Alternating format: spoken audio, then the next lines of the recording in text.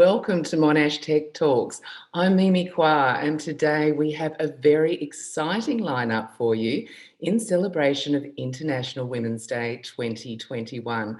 I'd like to begin by acknowledging the traditional custodians of the land across which we are all connecting today and pay my respects to their elders past and present.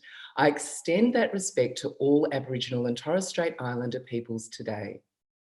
The International Women's Day theme this year is Choose to Challenge. A challenged world is an alert world, and from challenge comes change. So today, Tech Talks is helping to forge a gender-equal world by celebrating the achievements of three amazing women to inspire you and women around you. Prepare to get up close and personal with these accomplished tech leaders whose insights will reveal how the next generation can define its own path in IT. Professor Anne Nicholson is the Interim Dean of Monash's IT faculty. Her speciality is artificial intelligence, and one of her many claims to excellence, there are too many to tell you about here, is that she's published more than 100 peer-reviewed papers. Our second panellist is Monash IT alumna Akansha Kapoor, PwC's Manager of Technology and Experience. Akansha is known for her leadership of large-scale experience-led technology projects, and she's also served as the COO of RoboGals. Also joining us today from the United States is Dr. Darlene Solomon, Senior Vice President and CTO of Agilent Technologies. Now, Monash University and Agilent are part of the Monash Technology Precinct and surrounding National Employment and Innovation Cluster. It's a place where researchers, students, and industry collaborate. Dr. Solomon is a member of the Women in Technology International's Hall of Fame. Ladies, welcome. Now, we are living through an incredible era of supportive change and witnessing the emergence of extraordinary opportunities in IT for women. As I see it, there are three big issues here that we need to discuss today: stereotypes, unconscious bias, but most importantly, how you were able to overcome these. So, Professor Nicholson, and if we could hear from you first, you're an industry veteran, if you don't mind me saying, and in your personal experience, what was it like rising through the ranks as a woman in a male-dominated field? I know that in terms of the broader global experience, you have a slide that you'd like to share with us too today, which really sums up the numbers in terms of female participation in IT. Anne? So thanks, Mimi, and hi everyone. It's really nice to be here today. Sorry I can't see you all, but I know you're out there listening. I did want to start off with a bit of context because I have been in this field for a while, and it's kind of interesting sometimes when you have these days to look back. So I'm going to just share my screen very quickly and show you a graph. Okay, so what we're looking at here is women in computer science by majors. It's in the US, but I think it applies more generally, and it goes right back to 1965. And there's different colors here for the different fields of medicine, law, physical science, and computer science. So computer science is the red. So back in the 60s and 70s, the participation by women in these fields of study was relatively low, and then making good progress up to sort of the early to mid 80s. And then the red line, the computer science line, starts taking a dive. So that was really disappointing because in all these other fields, the percentage of women's continued to grow. Now, I can talk more about it later, but the story is not all negative now. But this is the context, I guess, that I came into my field of study in that early 80s. So I'm going to stop sharing. So I was a nerdy science student at school, and I was good at maths and physics, and I decided to do a science degree, and I wasn't quite sure what. And in first year, when you got to choose your subjects, I chose computer science really for two reasons. One was I didn't want to do chemistry, but more generally, it was clearly a really new and exciting field, and I hadn't had much to do with computers, so I thought, I should know something about this area. I had no idea then that I was going to find that it combine the challenge of problem solving, the kind of the abstraction you get from maths, but for a purpose, like to make a program do something really useful. So it really kind of clicked with me and the things I like doing. And so I chose that to be my major, even though I hadn't intended that when I went to uni. And as Mimi said, I took the research path, doing my PhD, which really was that there's so much happening in this field all the time. There's so many problems to be solved and new knowledge, if you like, to be found. So that's what research really is. And then I'm an academic, so I'm also involved in the teaching side as well in this emerging field. And that's a challenge too, because with the field changing so much, you've got to keep our education up to date. So I've personally found that it's been intellectually challenging. I've had a great career, but all the way along, I've been working in male-dominated environments. And look, I've had a lot of personal support, good mentoring, and so on. So I haven't had too much explicit sexism, but just being in those environments that are so male-dominated and seeing those stereotypes that are out there and either going along with it in certain ways to sort of fit in, or rebelling and then being a bit of the odd person out. I mean, both of those are things that you have to deal with. So we'll talk more about that, I'm sure, as the panel unfolds. But I've had a fantastic journey and a career, and it's been quite disappointing to me that when we saw those numbers go down, and I've been working in this field, it's like, well, why is this happening? You know, there's so many opportunities, great area that I found myself. And there's a lot of explanations for why we might have seen that, mostly to do with sort of a broader culture and society. But yeah, it's been a bit of a challenge, and I think there's a bit of a way to go still. So I think those figures may well be outdated now. Let's hope, fingers crossed, that once that sort of graph is updated, that we do see an upturn in that red line. Now, Akansha, I would like to go to you next and just ask you about your broad and general experience in entering the world of IT and what that was like being a woman in a male-dominated field. Akansha? Yeah, thanks, Mimi. You know what? It's so interesting sitting here and sharing my experiences, because I'm so lucky that I've had people like Anne and Darlene to pave the way that has made it so much easier for me, I'm sure, than it was initially for the both of them to sort of pave their way through the field. But having said that, it's not always been an easy road. And what's made it slightly more challenging is that, you know, often you don't even realize when you're being faced with some subtle biases in there, or things are a certain way, or even just the way that society portrays things is kind of implicating something in your mind to make it seem a certain way. So, for example, I was very lucky to go to a great private school that my parents paid a fortune for me to go to. And we had developed this fancy new building, which is called the Learning Resource Centre, in my year 11. And I was like, this is fantastic. We have these great computers. And so I went and I said, oh, for VCE, I want to do some IT subjects.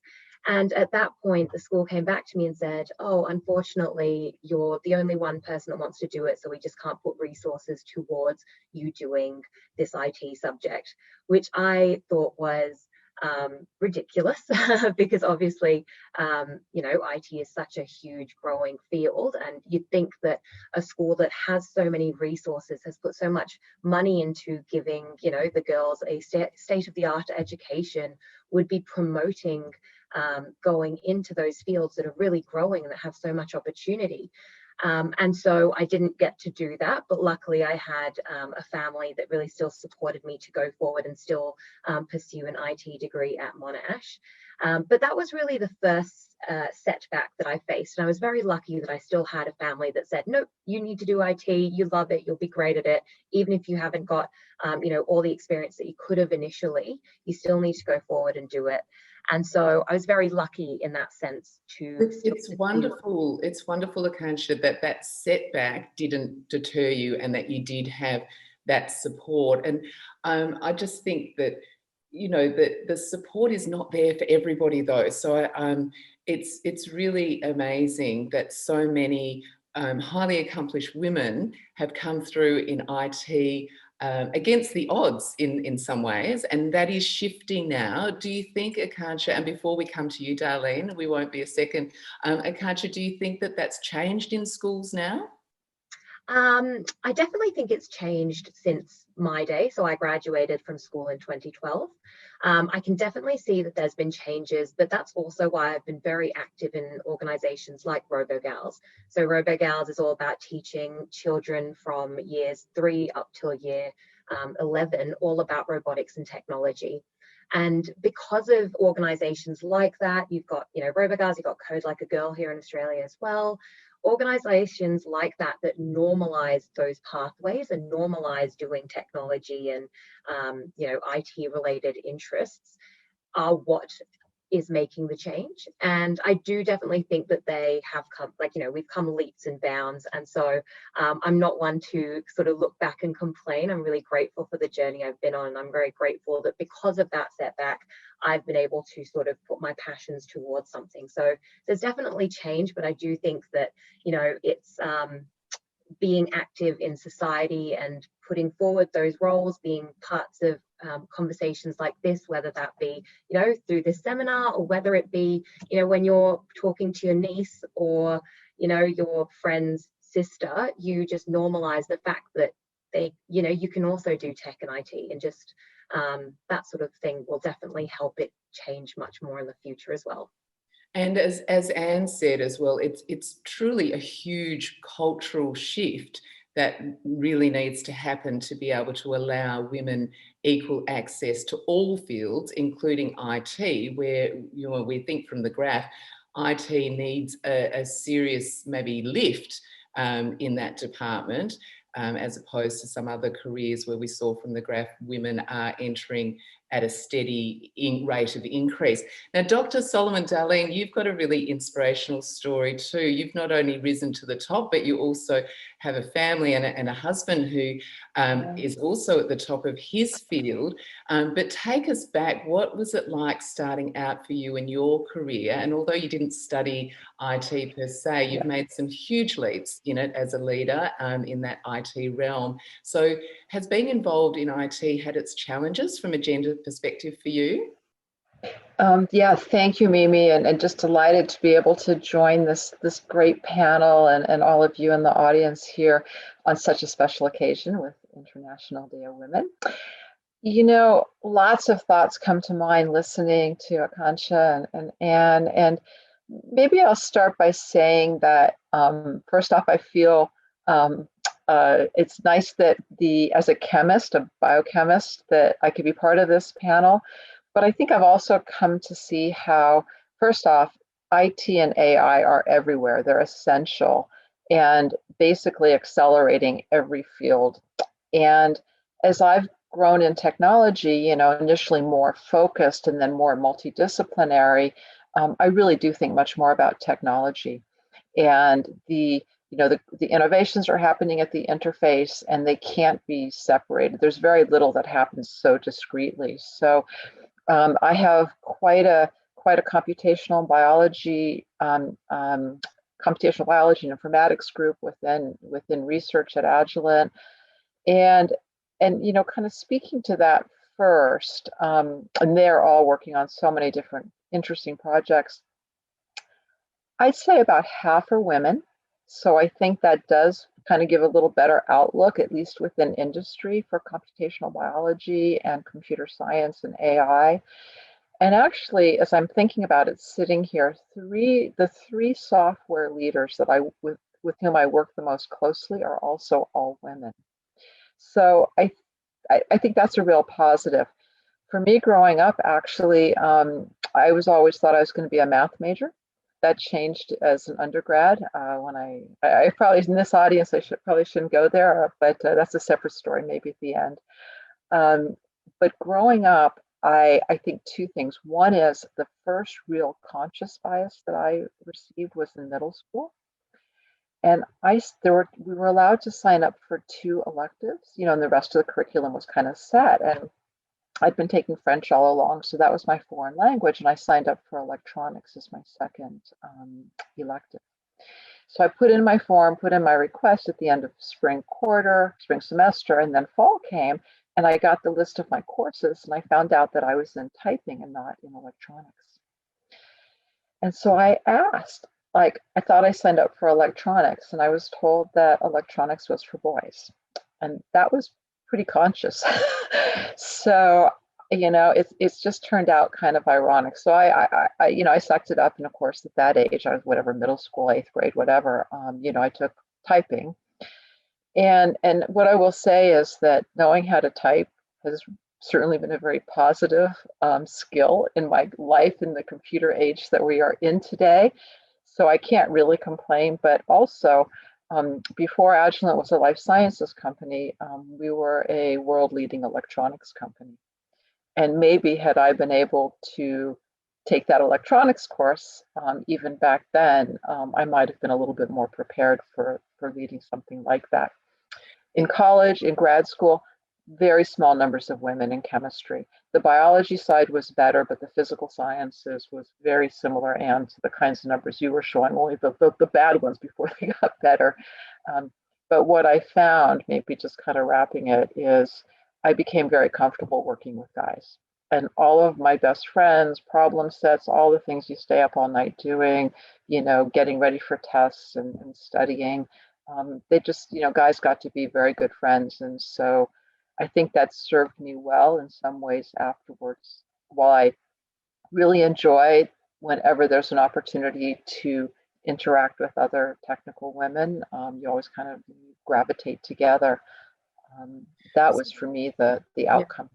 So there's no doubt that there are many positives that spring out of having to navigate a very male-dominated and perhaps at times biased landscape. But let's talk about those unconscious or conscious bias and the stereotypes that you've raised, Darlene. And tell me, how do we overcome this women in IT stereotype? Because, just to, I suppose, to acknowledge the elephant in the room, the stereotype, I guess, is what Darlene just raised, which is, IT is for boys. Look, there's a whole lot of pieces of that over the years. At universities in particular, we've tried a number of initiatives around peer support groups for women in particular, where some of the girls are in such male-dominated classes, they don't have any female friends doing their course, and that talking about your course and your discipline with your friends is part of what makes the educational journey enjoyable and so on. So we've tried various things, and they tend to work, but then we're only working with the people that have already chosen to go into our degrees. So there is a bigger piece, and that's what Akansha touched on, which is reaching out into the earlier levels of education to bring the role models and the experience in. To be honest, though, I think that there's a lot of issues around popular culture that we have less control over as educators, which is, my daughter loves watching the IT crowd. She thinks it's really funny, but she doesn't want to be one of those guys. So those aspects are really hard to overcome. So I think that that's a real issue. So I think that, really calling on, media to be more creative around having shows that will bring in audiences, but that don't rely on pretty tired stereotypes to get the laughs or to get the audiences. And I think that's really interesting that you say that, Anne, because working in the media, I do know firsthand that the media does have a role and responsibility to have put a mirror to society and to act as a mirror to society, but it doesn't always do that, and it takes time for the media to catch up, because there's all these sorts of complexities around ratings and what sells and what people want to watch, and there's a whole lot that we could go into there. So that's really interesting. And on that topic, we do have a question from the audience, which I'll put to you, Akansha. And the question is from Minakshi, who says, isn't the upbringing and how women are raised the biggest concern with society? I mean, is it the responsibility of the parent to raise the child, I suppose, to be strong enough to navigate these maybe sometimes rocky waters, Akansha? Yeah, I mean, for those of us who are lucky enough to have parents that can support us through and understand the implications of buying certain colored toys and what kind of effect that might have on us in the future. Absolutely. And I think where it becomes a bigger societal problem is that we're not all that privileged. And I've certainly grown up extremely privileged in that my parents have been like, yes, you and your sister can do anything, you know, push boundaries, do what you need to, you know, have moved me away from just Barbie dolls. You know, I love Barbies, had Barbies, but I also had Meccano sets, and I was making little robots from when I was little. So I've been very lucky in that aspect. And I do think, you know, your parents play a huge role in that. But unfortunately, not everybody will have parents that understand the implications of what they say and how that might influence your so presumably education is really important in that respect, because if somebody isn't blessed with parents who are basically saying, you're a girl, you can do anything, girls can do whatever they want in this world career wise, if you don't have that sort of underpinning at home, it's really down to teachers and schools and education, isn't it? Yeah, absolutely. And even things, I mean, like the media, we're constantly bombarded by Facebook or Instagram or LinkedIn or whatever it might be, YouTube videos, toys at Kmart. You know, what are those toys leading you towards? So I remember we ran a girls explore technology session for one of my clients, and we went to Kmart and we were trying to find a goodie bag gift that we could give that kind of explored science and technology but wasn't blue, and that was so hard. And it's something as simple as that, like make it yellow, and that doesn't need to be a certain gender specified thing, but it's so broad. And you're completely right, Meenakshi, I think it was, I hope I said your name right, that it is absolutely a huge societal issue that we need to face from every facet of society. Which is also what makes it, you know, challenging, but also a massive opportunity for each one of us to make a difference in wherever, you know, wherever we have influence. And thank you, Akansha. Darlene, this question for you from the audience. Marissa asks, what advice do you have for women moving into management roles in IT in the near future? Because I guess there are some people in the audience who are on the cusp of that, and how do you sort of navigate that rise in your career, and how do you know when to sort of pause and wait, and how do you know when to accelerate, Darlene? Yeah, no, it's a great question. And, you know, deciding to be a manager versus, I usually think about that compared to being an individual contributor, you know, somebody who's more, you know, hands-on or, you know, doing the actual technology. It's a really big decision. It's one that you can go back and forth. I mean, but moving into management, you know, I don't think people should do it just because they want to move up per se. It's more about what you enjoy doing each day. That's when you're your best. And when I moved into management, I actually didn't know if I would like it or not.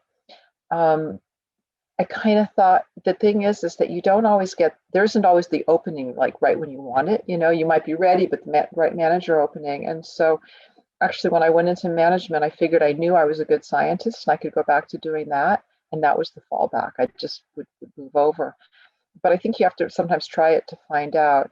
And if you enjoy really enabling others and empowering teams less than your own specific accomplishment, not that there isn't a lot of benefit in, you know, how you see your own worth and contribution, but I think those are very different skills and different ways that I'm going to say, feel fulfilled. And so if you want to go into management, I think something that's really important is that sometimes people think their managers read their minds and we actually don't. And so it's good to express to your manager or to those around you that, hey, I really like what I'm doing, but you know, I'd like to have experiences that prepare me for management. I think that's something I might like to try out. And, you know, when you're asking people to take on extra responsibilities, if they know that you're already looking to do more, it's actually a lot easier for your manager to say, hey, Mimi, you know, I was thinking about this special project. There might be some good skills there, and maybe you'd like to check it out or whatever. So I think it's kind of a two-way thing. And yeah, So you need maybe to be I'll brave stop there. enough to be transparent about your own ambitions and how you really want to be of service and contribute to your industry. And you can't do that without gaining the experience that you need to step up or to climb the ladder. So as you say, you know, you do need to stop, get the experience, and then try to elevate. That's which right. leads into another question that I will come back to you, Akansha, with this one, because Meenakshi has another sort of related question on what Darlene was just talking about. And that is, again, another elephant in the room, or another, I guess it's a saying that is common because perhaps it's true. Women always have to work twice as hard to prove that they are efficient, just like men, to climb the ladder of a career. How do you feel about that, Akansha? Yeah, that's a really interesting one. I've absolutely heard that before. And I mean, every individual has different experiences. And I think that depending potentially from my experiences, depending on what level you're at, it might actually make a huge impact as well. So I have noticed that, you know, to prove that I am super effective at, you know, building PowerPoint slides. I'm a consultant, so that's my main job, Excel and PowerPoint. You know, I might need to put in harder yards and longer hours to prove that I'm good at the factual things, you know, to prove that is that gender-based? Is that, and do you think that's gender-based or individual, or it's very hard to tell, or do you really get that feeling, oh, this is because I'm a woman? I feel like I've been very lucky. PwC, I've been at PwC my entire career, and I feel like they are very much on the front foot of change and diversity. But I have worked at clients where I have been looked over or, yeah, sort of washed away, both because of my age and because of my gender, I feel at least. And I've had to sort of really stomp on the ground and make my mark to prove that I'm here for a reason, that I do bring value. And so I do think that you know, in certain aspects can be absolutely true. I also think, though, depending on where you are and what stage of your career you're at or what role you're in, sometimes it could be the opposite. So for certain managerial aspects of my position, people are like, oh, Akansha's naturally really good at that. You know, Akansha's already good at managing people. Akansha already knows how to facilitate conversations. So I don't have to prove myself as much for that, because they're like, oh, she's really good at building relationships. What about just briefly, Akansha, you did mention to me off camera earlier about a situation where you were really, you were put into a particular project role or something because you're so nice. Now, how did that make you feel, and what did that make you think? Yeah, absolutely. So a little bit about me. I love people. I love to make friends. I love to associate with people. But that doesn't mean that I'm constantly making friends and that I'm constantly a lovely person just because I enjoy it. And when it comes to my role, stakeholder management is a huge, huge part of it. And being able to facilitate conversations and get stakeholder buy-in is a really necessary view. And so what happened in that circumstance was that I got some really great feedback from a very senior client talking about my deliverable being really excellent.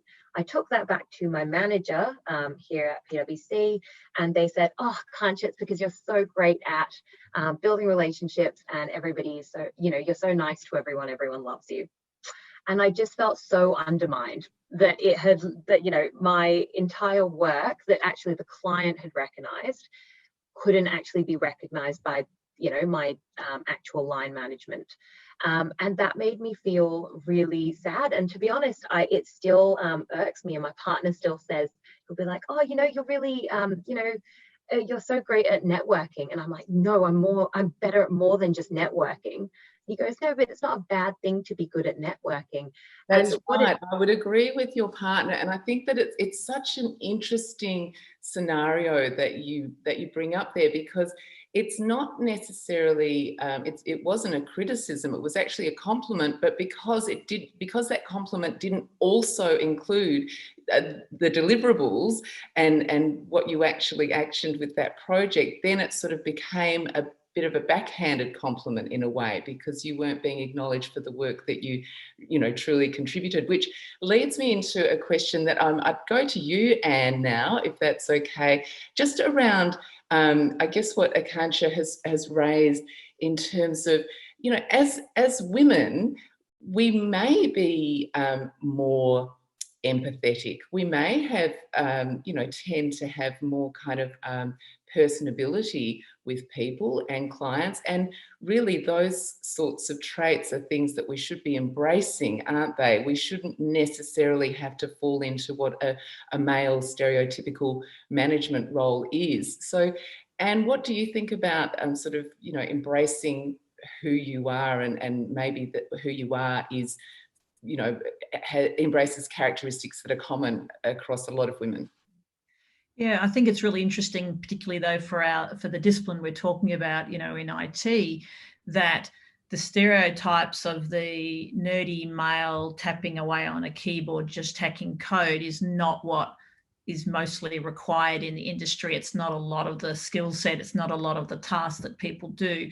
So, in fact, of course, there is a techie back end part of our field, and some people prefer to sit there and they're really good at it. But there's also a bit where we're trying to build really complex systems that meet real needs across all of society. We all know now we're all online. We have telehealth, we have remote education, all the rest of it. So it's not like there's IT over there and there's the rest of life. It's all integrated. So we're building software, and we need to build software and systems that people can use, and they're big and complex. So no one person can write the code for one of these systems. So you have to work in teams to get the product done. And that's where interpersonal skills with your teammates and those possibly stronger interpersonal communication skills that women might have, partly because they practice more, they're expected to have them, come in. And then also even just knowing, and this ties into what Akansha is saying, what do clients need? What does society need? If you only, you need to go out there and find out what the needs of the system are, and that involves good communication and understanding people and their needs. So women are often good at that because we get a lot of practice through that stereotype of our role in society. I'm not saying all women are good at it and all that all want to, but actually it suggests to me that women are perfectly well suited, depending on their range of skill sets and interests, to do really well in this industry and then to move up. Because as a leader, you have to have that foundation of both the technical and the non-technical. It's pretty hard to be a leader in a tech industry if you don't know the fundamentals of that industry, but you need those broader skills and styles. And I think I'm calling this out a little bit. We've heard a lot about political leadership styles during the pandemic and how the countries that have been led by women tend on the whole to be doing better, and what that says about what makes a good leader. And I think that applies in a male dominated tech industry as well. What makes good leadership, not necessarily some of those stereotypes. Yeah, and look, even in medicine now, doctors have to study philosophy, because it's been recognised now that people in the medical field need to have interpersonal skills. It's not enough just to have those technical skills. And I'll just come back to you quickly with a question from the audience.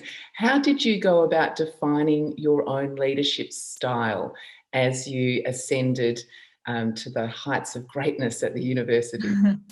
Well, it's actually really interesting. I did at different times have to do a bit of sort of introspection and a reset. I was used to being quite successful, especially as you work your way through education, by kind of being smart, studying hard, doing all the right things and just kind of delivering like that. And then in the real world, when you get into messy things with people and leadership becomes more than that, you realize that just coming up with the right smart answer that you think yourself is the right answer is not the way to get a team together and to bring people along with you. So I had to listen a bit better.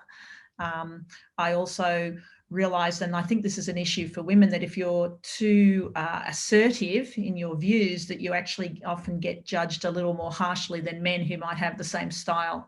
I think that women aren't judged in the same way and aren't assessed in the same way. So I probably softened myself up a little bit along the way. And now whether that was a good thing to have to do or not, I don't know. I think listening is always good as a leadership. And I also noticed in the chat there was someone also mentioning about imposter syndrome, and I actually felt that as you move up and you become more senior and you take on more responsibility, that's when the imposter syndrome actually can kick in even more. So I definitely felt that at different times along the way. And of course, you know, the message you get is sort of, you know, fake it till you make it type thing. But I don't think that sits very well with women.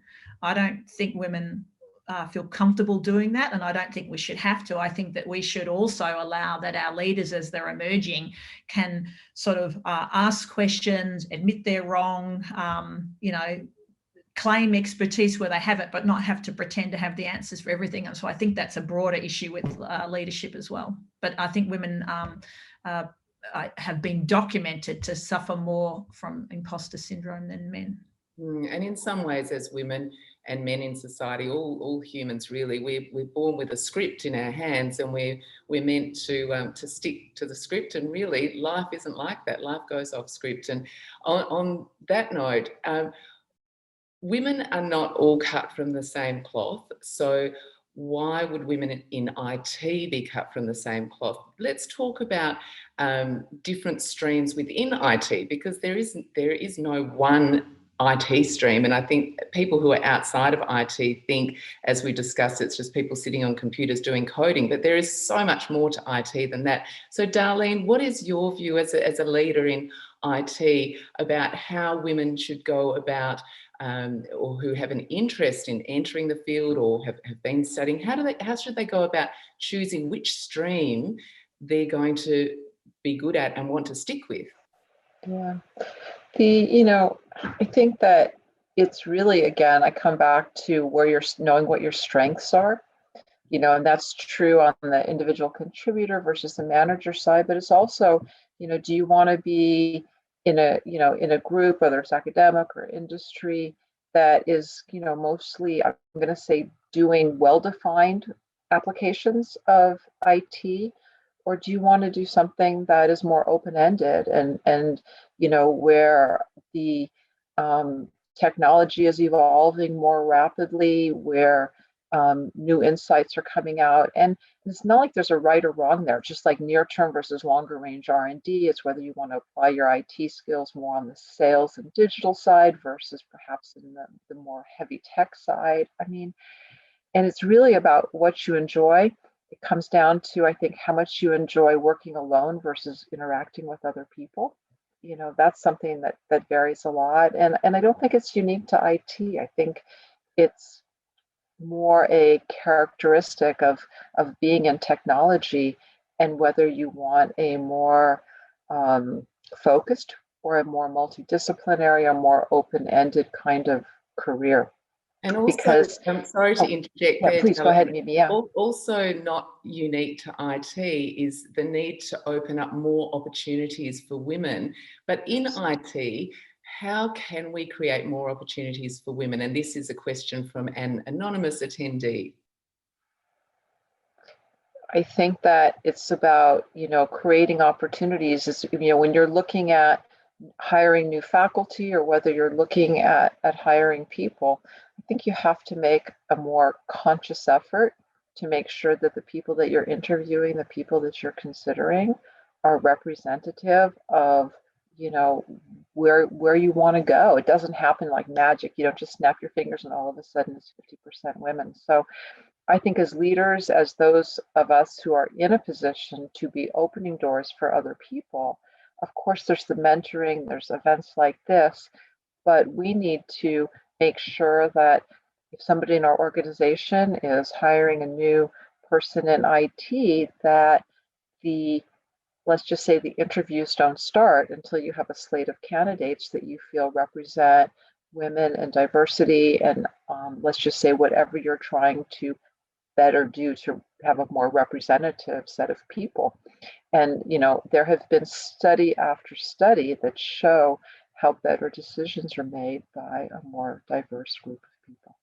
And that also requires an awareness of unconscious bias when we're recruiting Absolutely. people from diverse backgrounds. Now, Akansha, I've got a great question for you from the audience, because this kind of feeds into what you were speaking about earlier, when you weren't really being recognised for your contribution, but you were being recognised for being nice. The question is, how do you deal with these sorts of stereotypes, Akansha? How do you deal with it when somebody says it to your face? Yeah, absolutely. So this is one that I actually had to really introspect on. So one thing that I'm a firm believer of is that most people, 99% of people, are trying to be a good person and are trying to be a nice person. And so sort of going into any conversations that you might have with the belief, at least, that this person isn't trying to put me down, isn't trying to hold me back.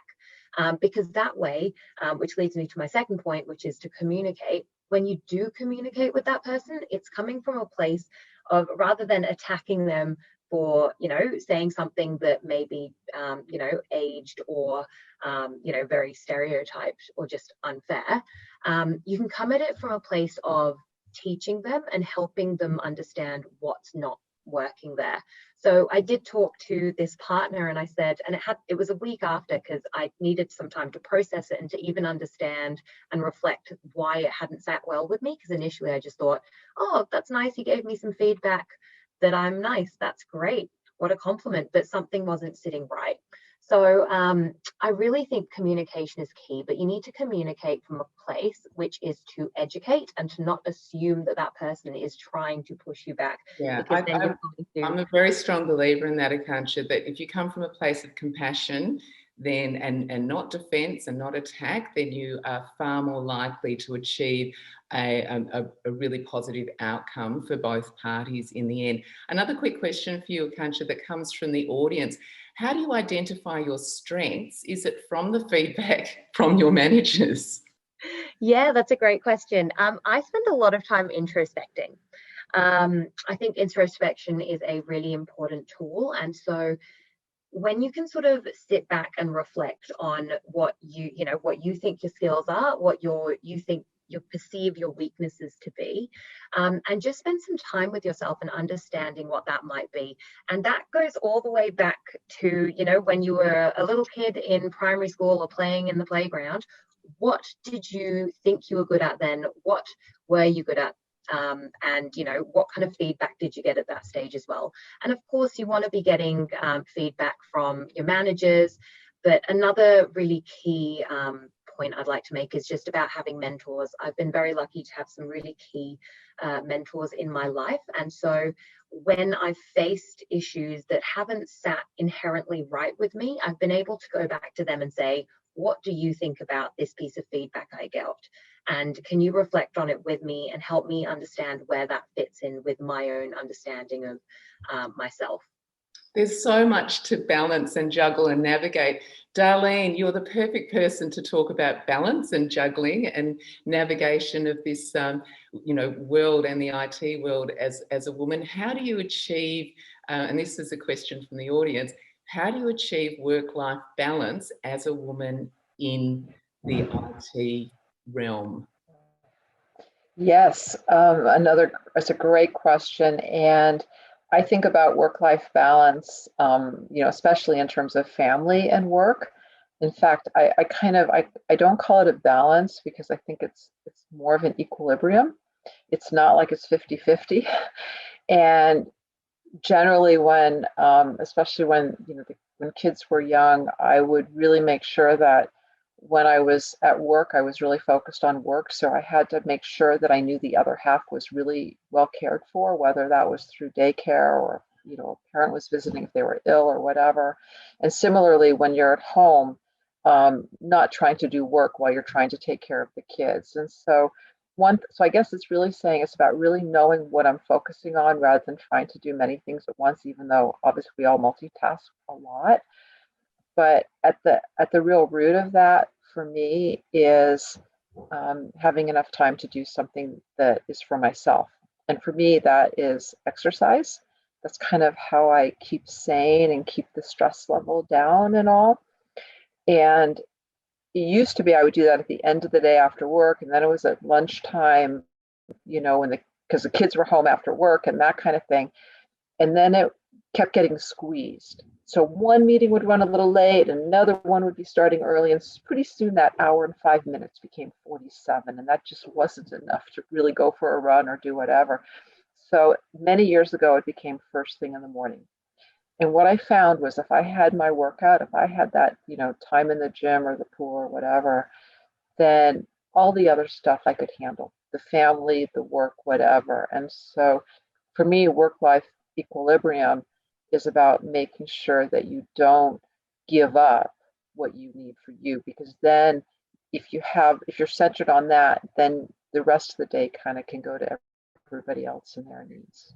Now, Darlene, I would never be a woman to suggest to another woman to do less, because I do a lot myself, and I understand that it's very empowering when you have other women support you in your success and doing what you love and how you want to contribute to the world and the greater good. But we only have to look at all of the plaques behind you, Darlene, that you didn't want me to bring anyone's attention to see that, you're incredibly accomplished. But has there ever been a time where you have needed to sacrifice, in inverted commas, career or something that you wanted to do in your career to get that balance? I think that it is a great question, Mimi, and there's always been times here and there, but I think that it helped me get better at delegating and giving opportunities to other people when, I would have this invitation or need to travel or something. And so I would often realize that I didn't have to do everything, and that some things that were putting me over the edge could actually be great opportunities for other people in my organization or people that were trying to have additional development opportunities. So I think that's been an important piece of it. I'm just going to Anne now, Darlene, on that, because Anne just wants to jump in on the work-life balance, because I know she's got a lot to say on that too. And I also have another question for you, Anne, after that. But work-life balance, how do we achieve that from your perspective, Anne? Well, I wanted to say a couple of things. One is that at different times over your life, the way in which you balance and what you have to balance changes, and Darlene sort of alluded to that, because when your kids are really little, it's different from when they're teenagers and so on. And sometimes life throws things up. So from my point of view, I had 2 kids, supportive partner, worked part-time, which, in Australia, you're able to do. I guess it's more accepted, but it slows you down in your career. So I had to decide that it was going to take me longer to get promoted to professor if I went part-time for 8 years, which is what happened. And then at one point, my father got ill with cancer. So there was a kind of a year that was just kind of lost in that scrambling with all the normal balancing, but with my dad's illness as well. So I think you have to recognize that in any given moment, you might not be getting that perfect balance, and you just have to look at the long picture, and sometimes something, you have to give it a lower priority and then it can come back again later. So that was about creating realistic goals for yourself, Anne. Yeah, I definitely, look, to start with, I used to always just sort of pretty much do the next thing that looked good. I didn't have a life plan early on, which I think is fine. It gives you that flexibility to see what you like and what you're good at. And at some point I realized that life was getting pretty complicated and I needed to have a bit more of a 5 and 10 year plan. And certainly in academia, just the way that promotion works and so on. But I think that's in many careers. As you get more senior, you can't just wait for something good to happen or the right opportunity to come at the right time. You have to be ready for it when it comes and be preparing yourself to have the right things in place. So I think that, so depending on people in the audience where you're at, you might know where you sit on that, but it doesn't hurt to have those longer term plans and be working towards it, but then be flexible if life throws a curveball at you or something different comes up that actually seems better. So a question from the audience, Anne. Any advice from you for someone who's naturally introverted or a bit more quiet, but they would still like to be able to ascend into some sort of leadership position?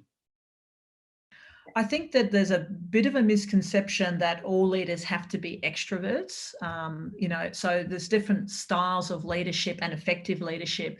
So I certainly think that all leaders need time to get some actual work done and not spend their life in meetings, as I often do. And they also need time to reflect and think and strategize. So if you're aware of that, that can be your time on your own. And you have to recognize in whatever job you've got or that you're heading towards, that taking that time to think and reflect and so on will be there. And so not let it put you off if you think that you won't have that. And in fact, often introverts get deeper, better solutions because of that extra time than the people that are out there flicking off all the ideas, which is a different mode of creativity, I guess, but doesn't necessarily always lead to the best longer term solutions. So I think that there's a lot of recognition that there's a variety of effective leadership styles, and working out that combination for yourself, but being realistic with your boss or your organization about how you will do that role is important too.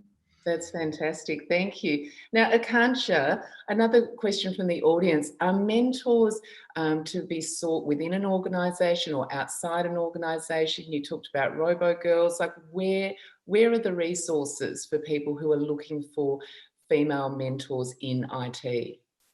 Sure. Well, I feel like this is a great segue to a plug, but unfortunately I don't have a script for the plug, but I've seen many emails about Monash, Faculty of IT, actually running a lot of alumni to current student mentoring programs. So Monash always offers so many great programs. I've been a mentee, I've been a mentor, and so I highly recommend just popping onto the relevant portals. I think it was called Student Connect or Career Connect. They will have lots of things available for you. So I definitely recommend that. That's a little plug, I'm sure. I can see Anne smiling. I'm sure there's lots of resources available that way. And then also just personally, in terms of through the workplace, I have, because I've sort of done a lot of work in diversity and technology, I've always had my sort of tentacles out there, understanding who else I can talk to. So I might be hitting up Darlene and Anne after this and saying, oh, I'd love to have a coffee catch up after, and just building those informal connections outside of my workplace.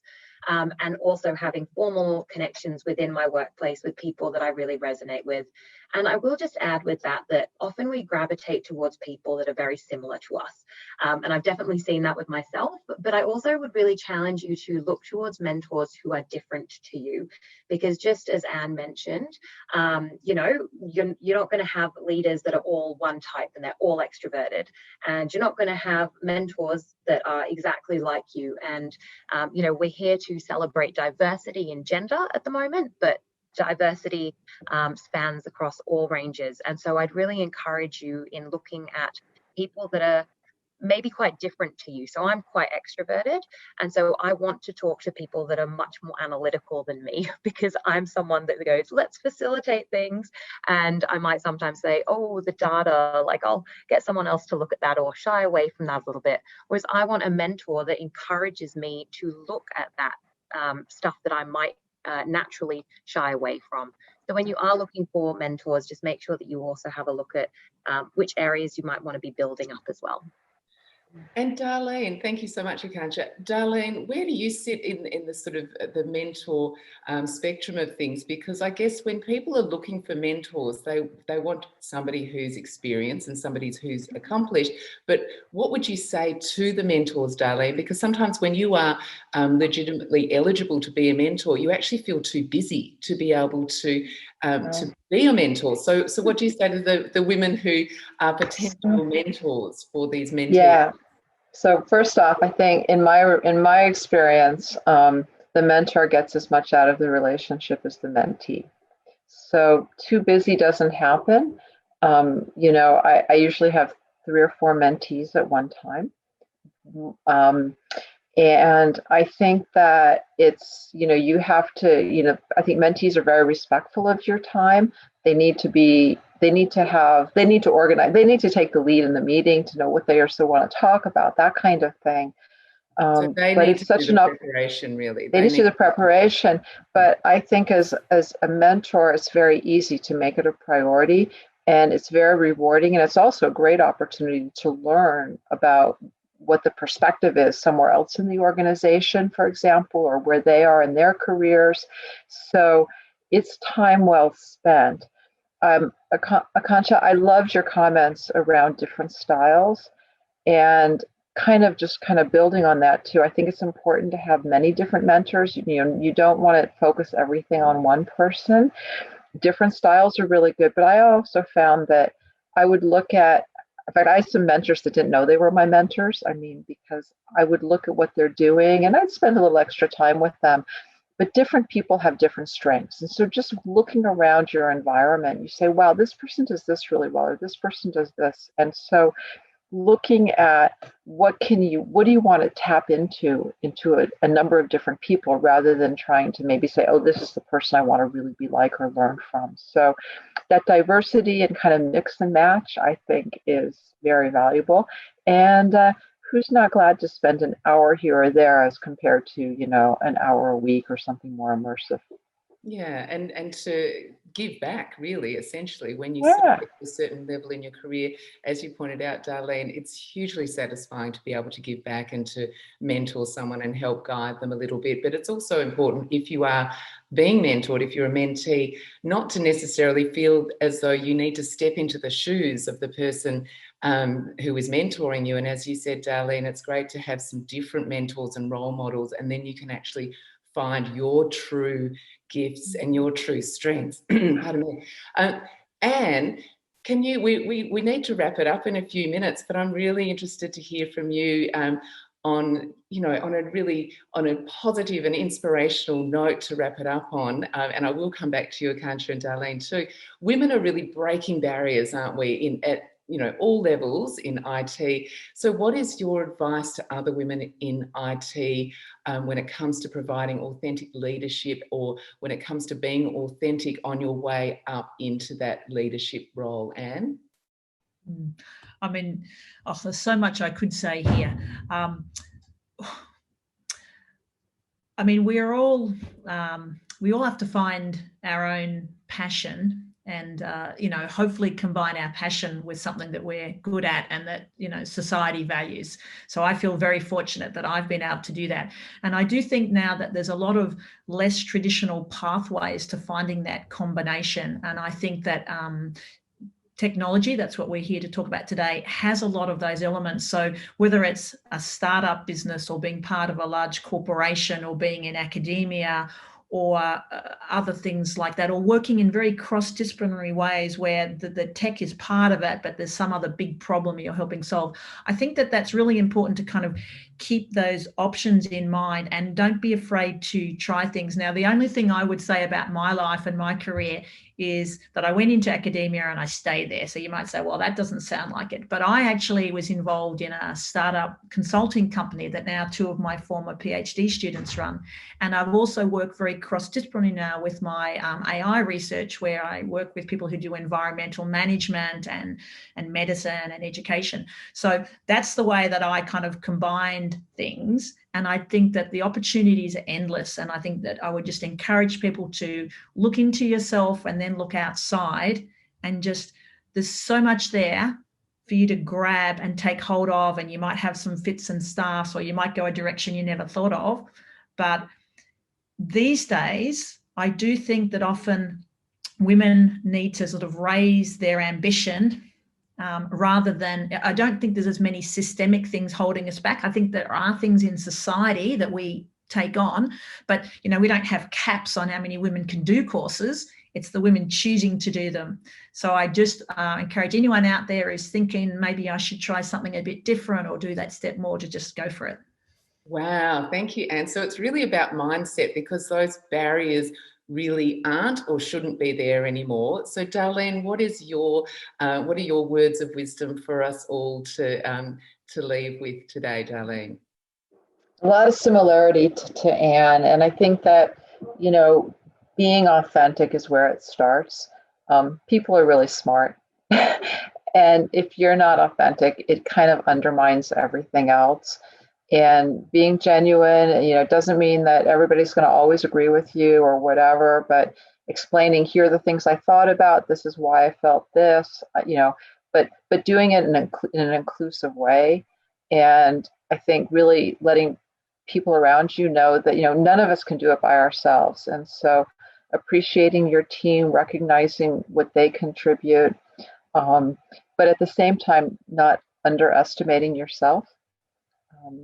There's been a couple of, my career's been, I'm so fortunate, but there are many times that I wouldn't have even interviewed for a promotion if somebody hadn't told me to do it. And so I think that also, you don't want to be overconfident, but know your strengths and don't set those boundaries, and, ask questions, learn, and enjoy. Yeah. Wow, I love it, Darlene. Thank you. So really back yourself. Yeah. And Akansha, what are your words of wisdom and inspiration that you'd like to leave everybody with today, celebrating International Women's Day 2021? Sure. Well, it is a hard act to follow, Anne and Darlene. But what I will say that they haven't already sort of covered, because I absolutely echo the points that they've said already, is just to not be afraid to communicate how you're feeling, the things you might be facing. Just open up the dialogue, because the more that we can speak about it, the more that we can see that things are happening, and then the more that we can push a change. And I think that's probably the key thing that I've faced. And I've been, very lucky that incredible women before me have paved the way so that it's been much easier for me. And the key thing that I've really taken forward in my career is just communicating, because people often do not intend to make life harder for you, or intend to put up barriers to the way that you can progress in your career. But unless you make them aware of what's happening, you can't really make a change. So communicate. Talk to your nieces, talk to senior women that talk to men, talk to everyone about this in a really positive way, because we have the power to make the change now. We've come so far, and now it's just, how do we keep going? How do we keep the foot on the pedal and keep making this a better place for all women to work in? Wonderful. Thank you so much, Akansha. The future is bright. We have to leave it there, unfortunately. There's still so much more that we could discuss, and I know that our audience would love to join me in thanking our three guests today. We have Professor Anne Nicholson. Thank you so much, Dr. Darlene Solomon and Akansha Kapoor. We are so grateful to have had the three of you sharing your wisdom with us today, and your personal insights. Thank you for joining us, and I thank everybody for watching. You can view this webinar again and find our other episodes on the Monash Tech Talk website.